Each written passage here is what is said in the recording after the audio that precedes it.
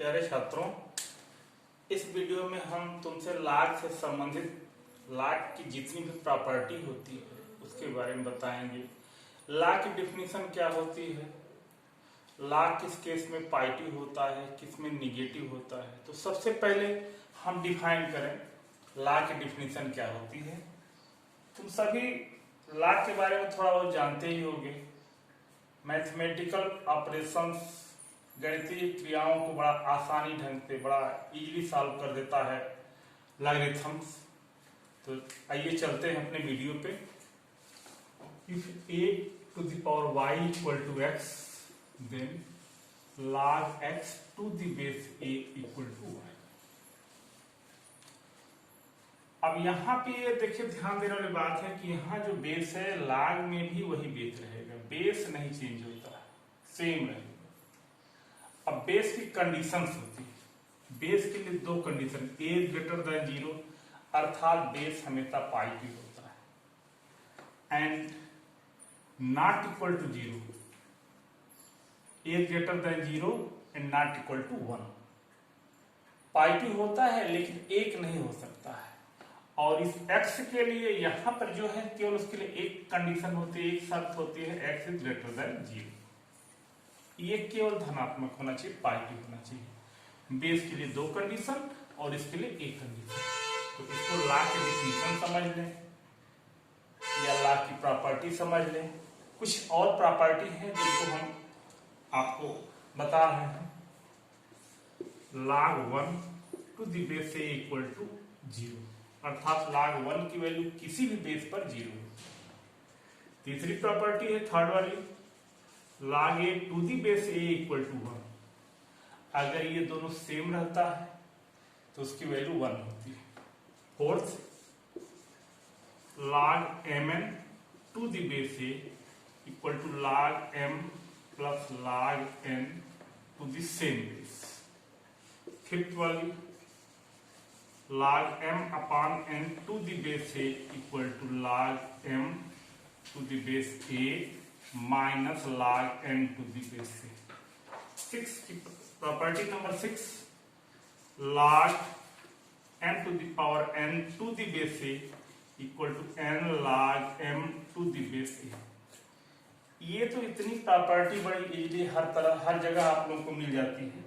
आगे वाली प्रॉपर्टी भी अगर ध्यान से देखिएगा उसमें कुछ अच्छी चीजें और नई चीजें आपको मिलेंगी। तो यहाँ पे 6 प्रॉपर्टी हो गई, 6 हो गई। अब आगे हम आपको बताएं, log m to the base a to the power b equal to 1 upon b log m to the base a। ये जो बेस का पावर होता है वो नीचे आ जाता है, डिनोमिनेटर में आ जाता है। ये हमारी 7वीं प्रॉपर्टी हो गई। 8वीं प्रॉपर्टी देखें, log m to the power n to the base a to the power b। इसका भी पावर है और यहाँ पे भी पावर है। तो यह n upon b log m to the base a। अब यहाँ देखेंगे 9वीं प्रॉपर्टी जो होती है, बेस चेंजिंग फार्मूला होता है, आधार परिवर्तन का नियम होता है। कैसे हम log का बेस चेंज करते हैं, ये थोड़ी सी महत्वपूर्ण प्रॉपर्टी है। log m to the base a, इस log का बेस a है, हम इसको बेस b में कन्वर्ट करना चाहते हैं। जिस बेस में हम चाहते हैं उसमें कैसे कन्वर्ट करें, तो log m to the base b, हमने जिस बेस में बदलना है हमने बदल दिया, इनटू log b, जो यहां लिखेंगे वही यहां लिखेंगे और पुराना वाला बेस यहां आ जाएगा। ये बेस चेंजिंग फार्मूला है, इसको हिंदी में बोलते हैं आधार परिवर्तन का नियम। अब इसी का एप्लीकेशन है, देख लीजिए, प्रॉपर्टी कह लीजिए या एप्लीकेशन कह लीजिए। log m to the base a upon log n to the base a equal to log m to the base n। अगर एक log में दूसरे log से हम डिवाइड कर रहे हैं और बेस सेम है तो ये जो बेस होता है वो कैंसिल हो जाता है, नीचे वाला बेस हो जाता है। तो अब आगे देखें, 11th log m to the base a equal to 1 upon log a to the base m। अब देखें 12वीं प्रॉपर्टी, a की power log x to the base है, यहां भी ये बेस है और यहां भी बेस। अगर ये दोनों सेम रहता है, सेम एक ही रहता है, तो सब कैंसिल होकर केवल x बचता है। अब देखिए log m is greater than log n to the same base a। अब log m log n से कब बड़ा होगा, कब इसकी वैल्यू बड़ी होगी, इसके लिए दो कंडीशन है। If a is greater than 1, यदि बेस हमारा 1 से बड़ा है तो m जो होगा वो n से बड़ा होगा, तभी ये वैल्यू इससे बड़ी होगी। और सेकेंड केस, यदि हमारा बेस 0 और 1 के बीच में हो, a लाइज फ्रॉम 0 to 1, तब हमारा m जो होगा n से छोटा होगा। अब देखें 14th प्रॉपर्टी, a की power log b to the base c equal to b to the power log a to the base same to the same base. ये और ये वैल्यू इक्वल होगी, ये दोनों आपस में इंटरचेंज हो जा रहे हैं, लेकिन बेस सेम होना चाहिए। अब दो प्रॉपर्टी और बच गई है। log किस केस में पॉजिटिव होता है, धनात्मक होता है, और log किस केस में निगेटिव होता है। तो देखें जरा कि log कब पॉजिटिव होता है, log कब निगेटिव होता है। log x to the base a is greater than 0। ये log की वैल्यू कब पॉजिटिव होगी, पहली केस है हमारा x is greater then 1 and a is greater then 1। ये x की वैल्यू भी 1 से बड़ी होनी चाहिए और a की वैल्यू भी 1 से बड़ी होनी चाहिए, फर्स्ट कंडीशन है। या सेकेंड कंडीशन क्या है, x जो है हमारा 0 1 के बीच में हो और उसी समय a भी हमारा 0 और 1 के बीच में होना चाहिए। इस कंडीशन में भी log की वैल्यू पॉजिटिव होगी और इस कंडीशन में भी log की वैल्यू पॉजिटिव होगी। अब देखें इसी का इनवर्स, इसी का उल्टा, log निगेटिव कब होगा वो देख लें। हमारा log x to the base a is less than 0। यहां भी सेम वही दो कंडीशन, थोड़ा सा अंतर होगा। If x is greater then 1, यदि x की वैल्यू 1 से बड़ी हो गई, उस समय a की वैल्यू 0 और 1 के बीच में होनी चाहिए। And r x is lies between 0 to 1 and a is greater then 1। यहां ध्यान देने वाली बात है कि 1 की वैल्यू, अगर x की वैल्यू 1 से बड़ी है तो a की वैल्यू 0 और 1 के बीच में होगी, या a की वैल्यू 1 से बड़ी है तो x की वैल्यू 0 और 1 के बीच में लाइज करेगी। तो ये इतनी तो सब प्रॉपर्टी है log की, बड़ी मदद होती है इनसे मैथमेटिक्स में। अब हम बच्चों तुम लोग को यह बताएंगे कि log का ग्राफ कैसे खींचा जाता है। ग्राफ खींचने में इनका बड़ा महत्वपूर्ण स्थान है, बड़ा इंपॉर्टेंस है। तो देखो हम ग्राफ खींच के दिखाते हैं, ग्राफ खींचने में किन किन बातों का ख्याल किया जाता है, पहले ये ध्यान देने की बात। हम दो केस में ग्राफ खींचेंगे। हमारा पहला केस है जब बेस 1 से बड़ा हो, a ग्रेटर देन 1। हम खींच रहे हैं y equal to log x to the base a का, उस केस में जब बेस हमारा 1 से बड़ा है।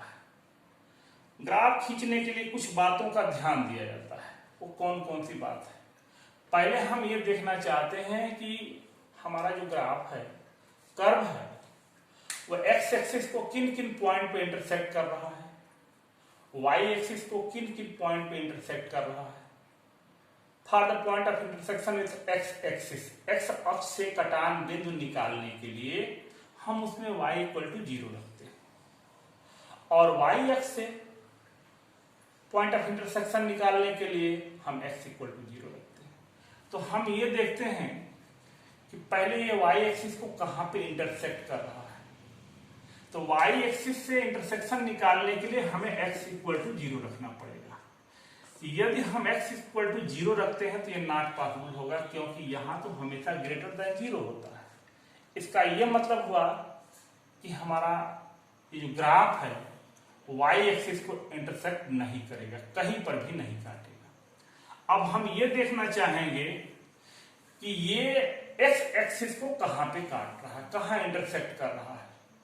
इसके लिए हमें y इक्वल टू 0 रखना पड़ेगा। तो जब हम यहां पे y इक्वल टू 0 रखते हैं तो log की वैल्यू 0 तब मिलती है जब हमारा x इक्वल टू 1 होता है। इससे ये निष्कर्ष निकला कि x एक्सिस को, x अक्ष को ये पॉइंट 10 पे इंटरसेक्ट करता है। तो हमें एक क्लू मिल गया, एक हिंट मिल गया कि ये जो कर्व होगा, ग्राफ होगा, y अक्ष को कहीं पर नहीं काटेगा, लेकिन x अक्ष को पॉइंट 10 पे इंटरसेक्ट करेगा, x एक्सिस को 10 पे इंटरसेक्ट करेगा। अब देखते हैं, हम यहाँ पे ग्राफ खींच रहे हैं, उस ग्राफ में हमारा बेस जो है ग्रेटर देन 1 है। अब यहां देखेंगे ये पॉइंट हमारा 1, 0 हो गया। हमको यहां क्लियर हो गया कि हमारा ग्राफ यहां से अवश्य जाएगा। अब जरा ध्यान देंगे, हम जब यहां से यहां तक x की वैल्यू लेंगे तो x जो होगा 0 और 1 के बीच में होगा, 0 और 1 के बीच में होगा। और यहां ध्यान देने वाली बात है कि a ग्रेटर देन 1, अर्थात a जो है 1 से बड़ा है और x जो है 0, 1 के बीच में है। यदि एक 1 से बड़ा है और दूसरा 0, 1 के बीच में है, उस केस में हमारा जो ग्राफ होगा, जो कर्व होगा, वो निगेटिव होगा। तो जब निगेटिव होगा तो इसके नीचे होगा।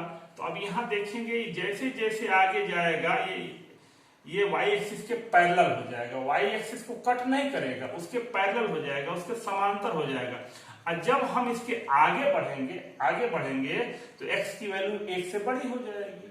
तो जब x की वैल्यू 1 से बड़ी हो जाएगी, ग्रेटर देन 1 होगी और बेस भी हमारा ग्रेटर देन 1 है, उस केस में हमारा ग्राफ जो होगा पॉजिटिव हो जाएगा, आगे ये निकल जाएगा। तो ये तो रहा हमारा लॉग का ग्राफ उस केस में जिस केस में बेस हमारा 1 से बड़ा है। ये पॉइंट ऑफ इंटरसेक्शन है, यहां से पास कर रहा है। जैसे जैसे आगे जाएंगे ग्राफ बढ़ता जाएगा और इधर y एक्सिस की निगेटिव डायरेक्शन में जैसे जैसे जाएंगे ये पैरेलल टू y एक्सिस हो जाएगा। अब दूसरे केस में देखते हैं ग्राफ। दूसरा केस है हमारा जब बेस 0 और 1 के बीच में हो, a lies from 0 to 1, between 0 to 1, 0 और 1 के बीच में अगर हमारा बेस लाइज कर रहा है, सेम वही कंडीशन होगी, y equal to log x to the base a। हम पहले ही बता चुके हैं कि हमारा ग्राफ y एक्सिस को कहीं पे इंटरसेक्ट नहीं करेगा, केवल x एक्सिस को इंटरसेक्ट करेगा, और वो भी पॉइंट किस पे इंटरसेक्ट करेगा, 1, 0 पे इंटरसेक्ट करेगा। तो हम खींचते हैं graph, x axis, y axis, ये पॉइंट हमारा 1, 0 होगा। अगर ध्यान देंगे, जब हम x की वैल्यू यहां से यहां तक रखते हैं तो ये वैल्यू 1 से छोटी होगी, ये वैल्यू 1 से छोटी होगी, और हमारा बेस भी 1 से छोटा है, x का मान भी 1 से छोटा है और a का मान भी 1 से छोटा है। उस केस में log हमारा पॉजिटिव होगा। तो जब पॉजिटिव होगा, धनात्मक होगा, तो ऊपर की तरफ होगा। तो जैसे y की वैल्यू हम देखते हैं, ये ग्राफ हमारा यहां तक आ गया। इसके बाद जरा देखिएगा, इसके आगे चलेंगे तो x की वैल्यू 1 से बड़ी हो जाएगी। जब x की वैल्यू 1 से बड़ी हो जाएगी, लेकिन बेस तो हमारा 1 से छोटा रहेगा। जब बेस 1 से छोटा रहेगा उस केस, और x की वैल्यू 1 से बड़ी रहेगी उस केस में ये निगेटिव हो जाएगा, तो ऐसे निकल जाएगा। तो ये log का ग्राफ उस केस में है जिस केस में बेस 1 से छोटा हो। तो दैट्स ऑल, इतनी सारी बातें log से संबंधित हैं। अगले वीडियो में जो कुछ दिन बाद आएगा उससे हम log से रिलेटेड कुछ क्वेश्चंस आपको देंगे। Thank you.